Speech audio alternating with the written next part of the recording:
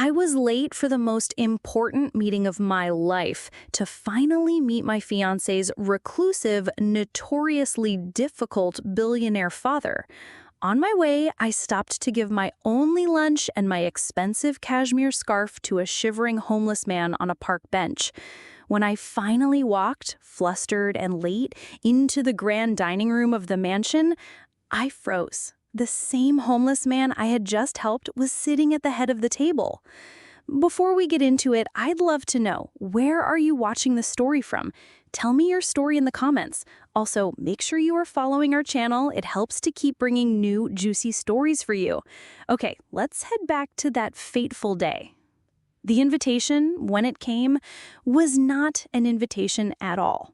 It was a summons. It arrived via an email from a law firm, its tone as cold and impersonal as a court order.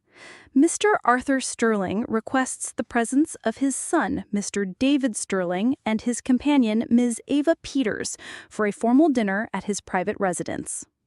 It was the meeting David had been hoping for and dreading for the entire 2 years we had been together. David's father was a ghost, a legend in the financial world. He had built a multi-billion-dollar empire from nothing, and then, a decade ago, had vanished from public life completely, retreating into the seclusion of his vast walled estate. He was, by all accounts, a brilliant, eccentric, and incredibly difficult man. He had disowned his own older son, David's brother, for marrying a woman he deemed unsuitable. And now it was my turn to be judged. The week leading up to the dinner was a masterclass in anxiety. David, usually so calm and confident, was a nervous wreck. Ava, you don't understand. This isn't a normal meet the parents.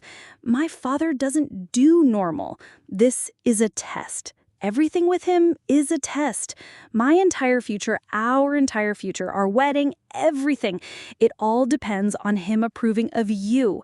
He had given me a list of rules, a conversational minefield to navigate. Don't talk about your job at the nonprofit. He thinks charity is a weakness. Don't mention your parents' humble background. Stick to safe topics: art, history, economics.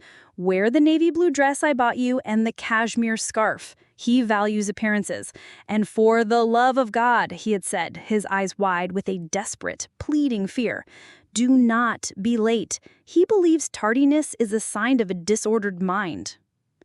I spent the morning of the dinner feeling like I was preparing for an audition rather than meeting a future relative.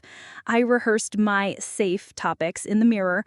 I pressed the dress and the scarf until they were perfect. My stomach was a tight, churning knot of nerves. I was so focused on not failing this ridiculous, arbitrary test that I almost forgot to be a human being. I decided to take the train to his town, a wealthy, secluded enclave an hour outside the city. David was already there, having gone ahead to prepare. The plan was for me to take a taxi from the station to the estate. But as I stepped off the train, the sheer, overwhelming pressure of the day made me feel like I couldn't breathe. The station was about a mile from his estate.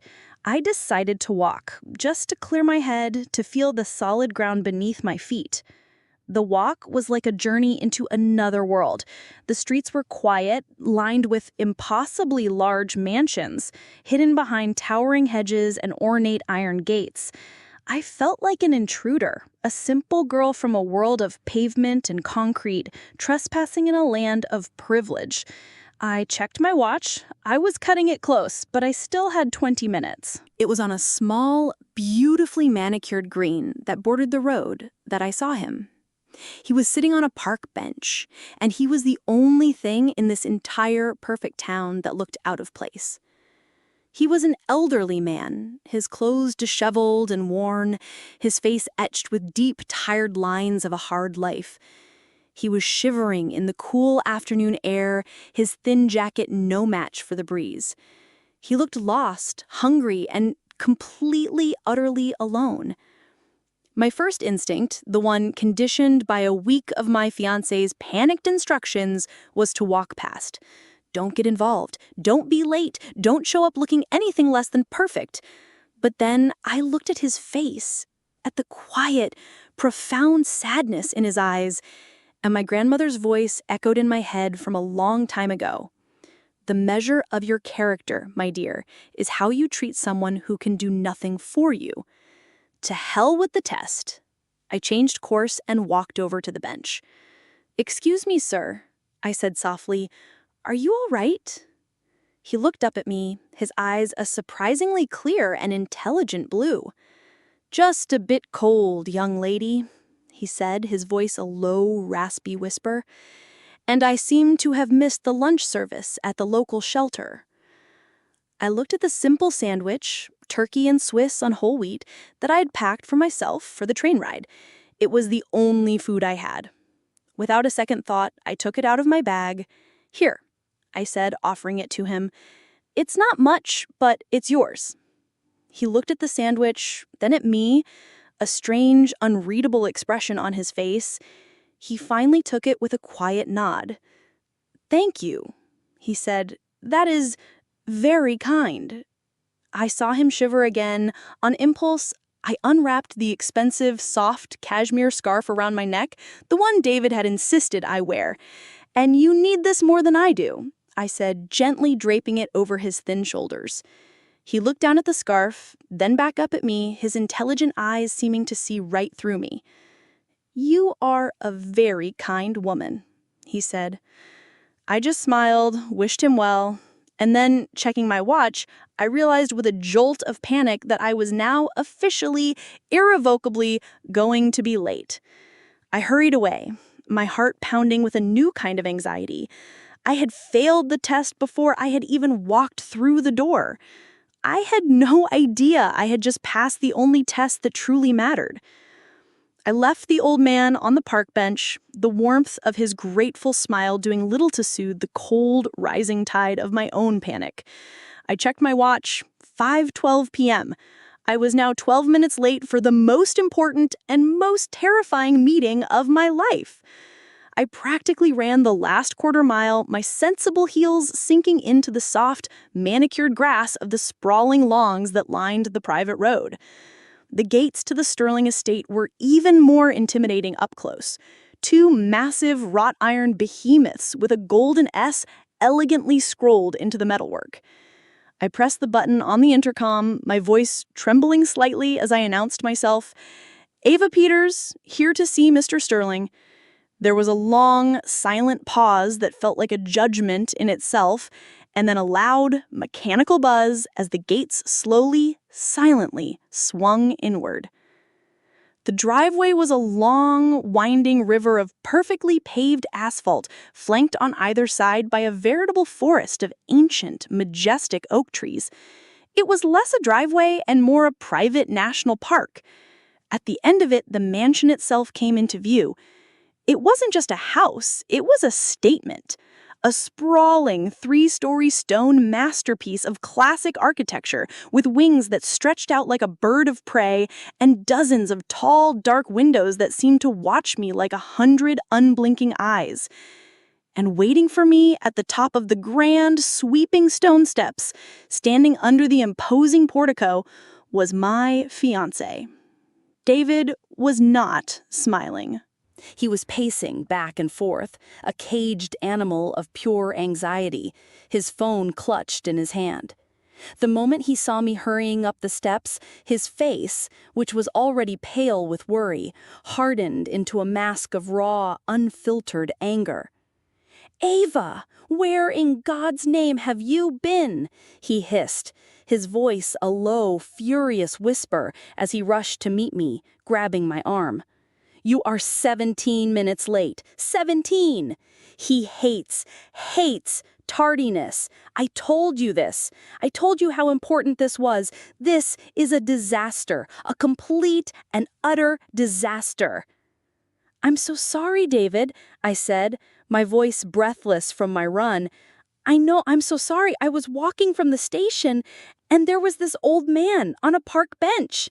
He looked so cold, and he hadn't eaten, and I had to stop." He stared at me as if I had just started speaking in a foreign language. "An old man?"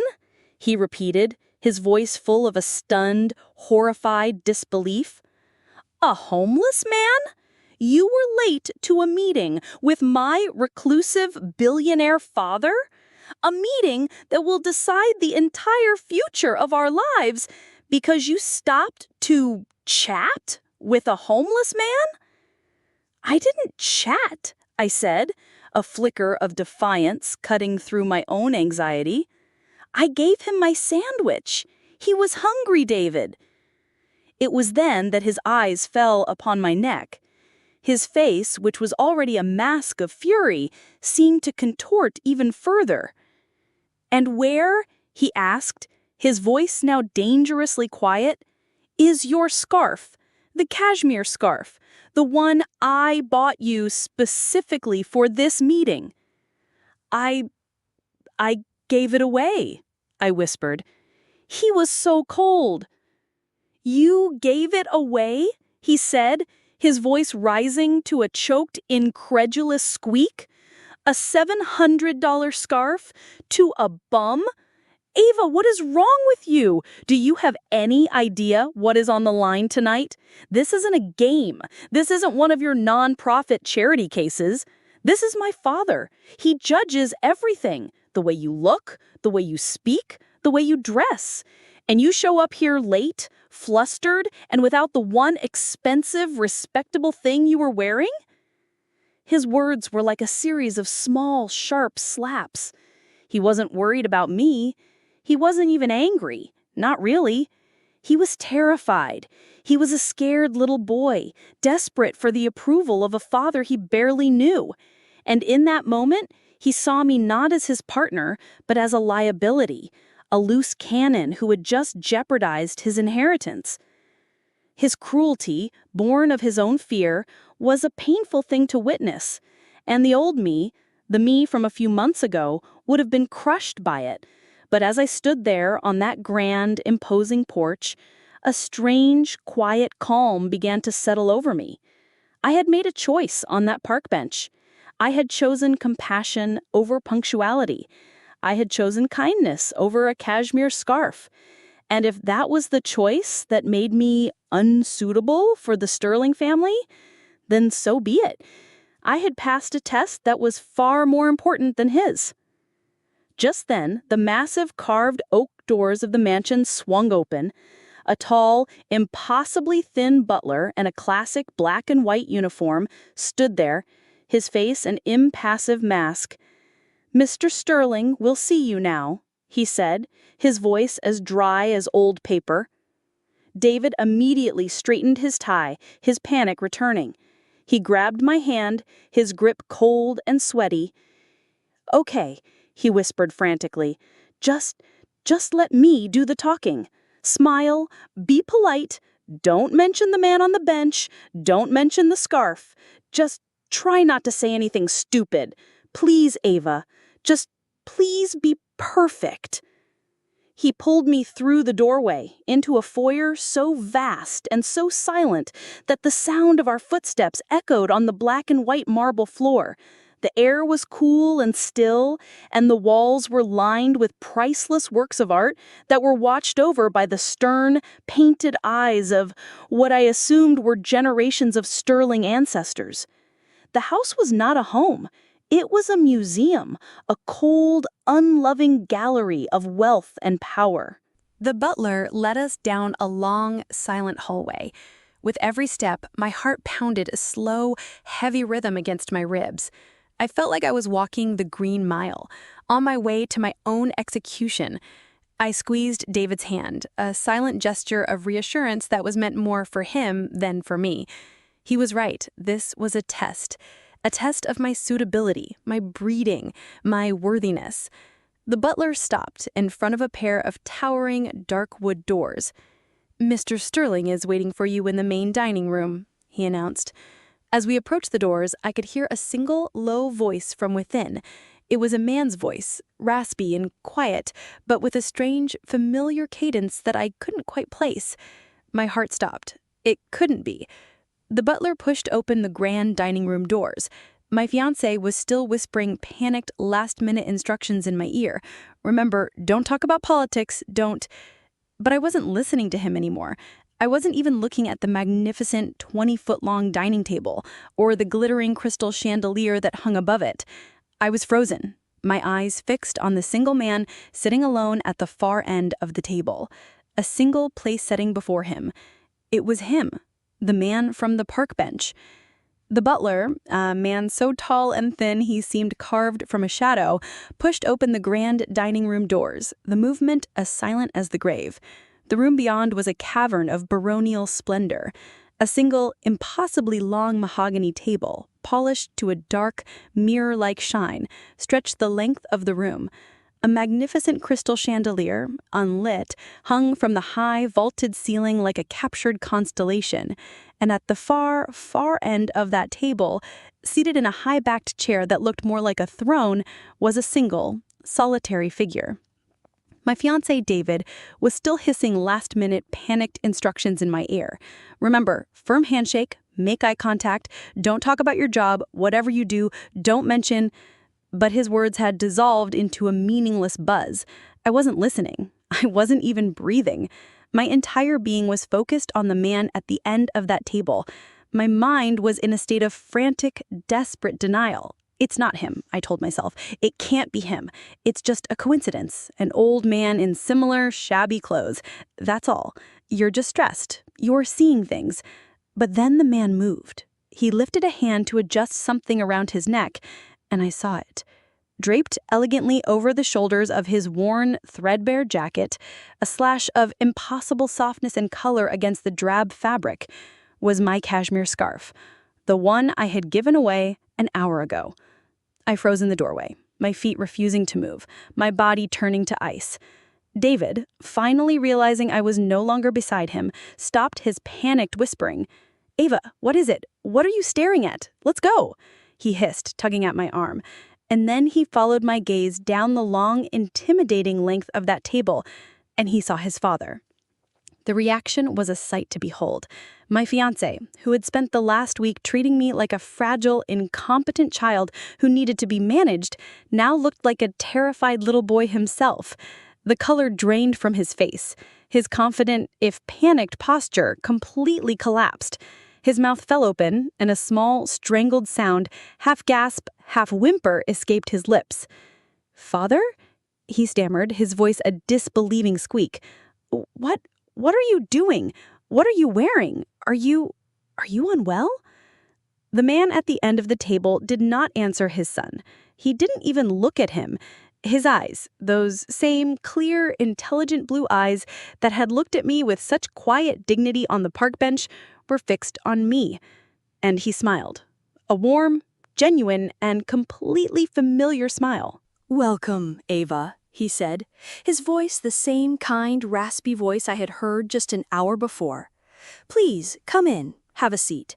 I do apologize for my appearance earlier today.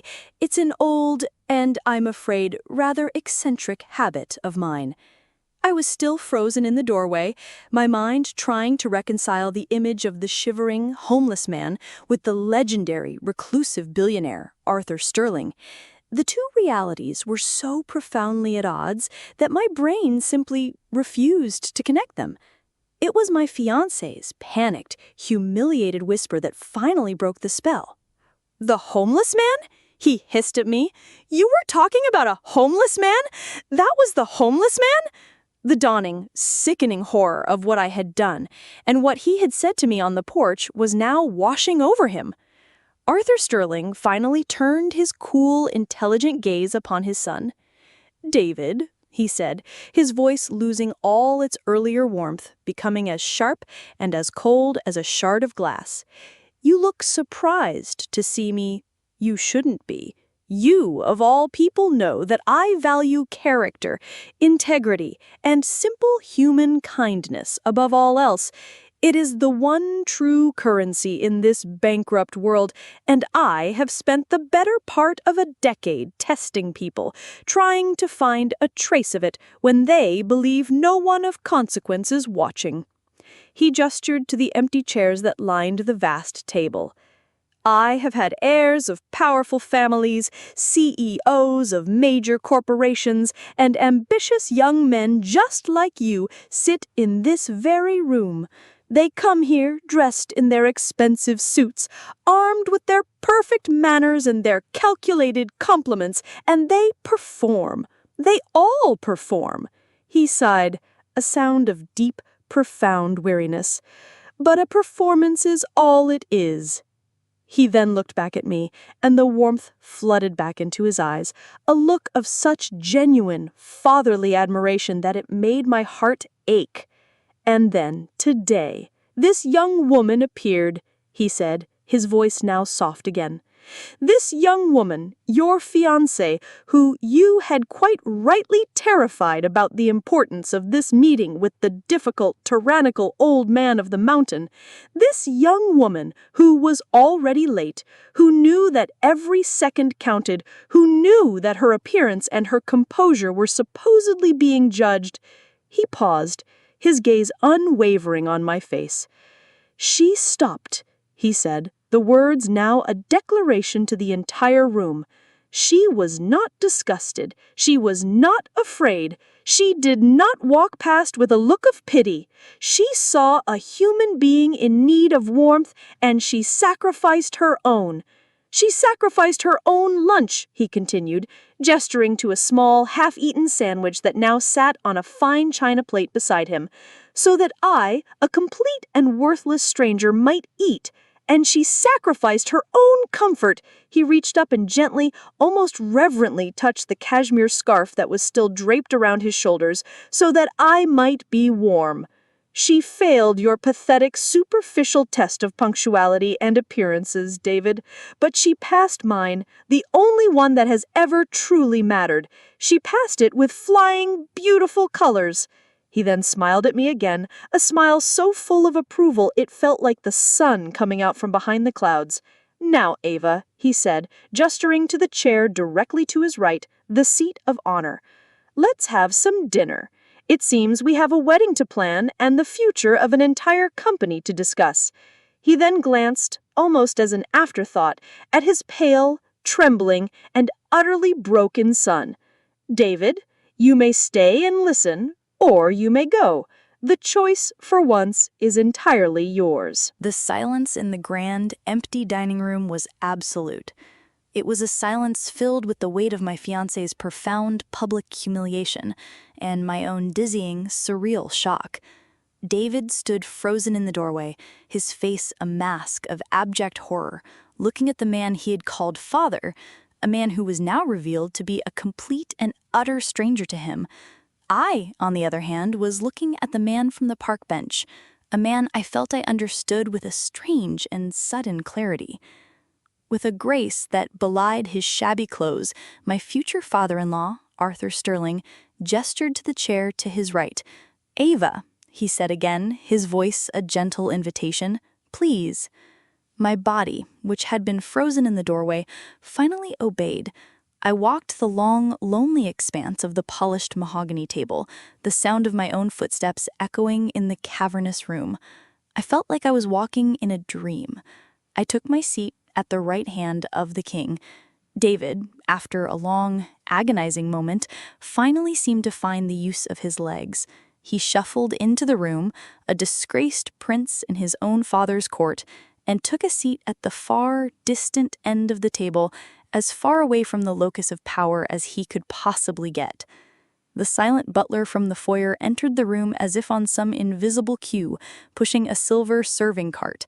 He began to serve the first course of what I now knew was to be the most excruciatingly awkward dinner of my fiancé's life.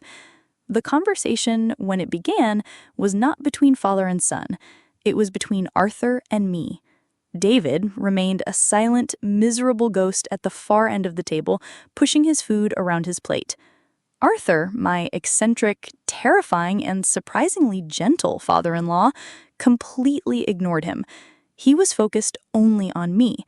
He did not ask about my finances, my education, or my family's social standing. He asked about me. He asked me about the book I was currently reading. He asked me about my work at the inner-city nonprofit, a job David had begged me not to mention. I told him the truth, my voice gaining confidence with every sentence. I told him about the community garden we were building, about the kids I was mentoring.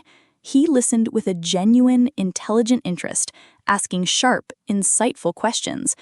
He asked me about my childhood, and I told him about my parents, a teacher and a nurse, who had raised me in a small house filled with books and love, but very little money. I told him about the values they had instilled in me, the importance of kindness, the dignity of service, the responsibility we have to look after one another. He said, "They sound like good people. They raised a remarkable daughter."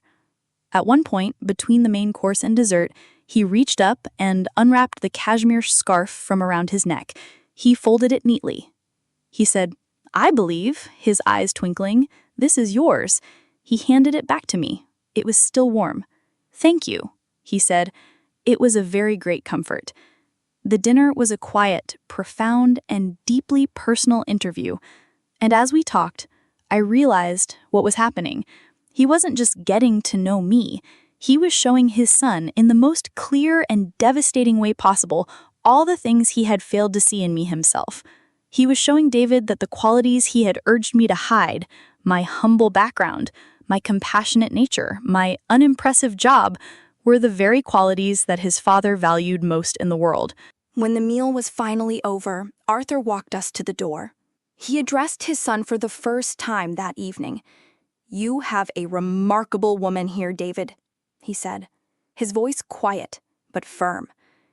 "Do not make the mistake of underestimating her or her values ever again.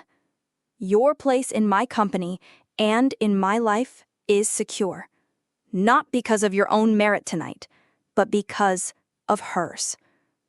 Now, go home and be the man she deserves." The car ride back to our apartment was a long, heavy silence. David drove, his eyes fixed on the road, his face a pale, grim mask of shame. I did not know what to say. I had not won a victory over him. We had both just survived his father. When we were finally back in the safety of our own small, humble living room, he broke down. He sat on the edge of our sofa and wept, his body racked with a shame so profound it was painful to watch. He apologized, not just for his behavior on the porch that day, but for the entire 2 years of our relationship, for his cowardice, for his obsession with his father's approval. Forever, for 1 second, trying to make me into someone I was not. It was the most honest, most vulnerable I had ever seen him. And I knew, in that moment, that our relationship was not over. It was just beginning.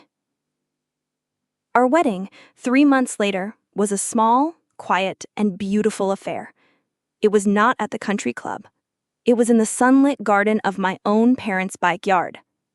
And Arthur Sterling was there. He was not dressed as a homeless man. He was dressed in a beautifully tailored suit, but around his shoulders, worn like a medal of honor, was my cashmere scarf.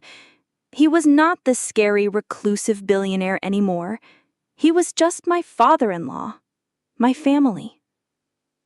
As I stood there, saying my vows to David, a new, more humble, and infinitely more deserving man, I thought about the nature of tests. I had walked onto that estate, terrified of failing my fiancé's superficial test of appearances. I had failed it spectacularly. And in doing so, I had passed the one test that truly mattered.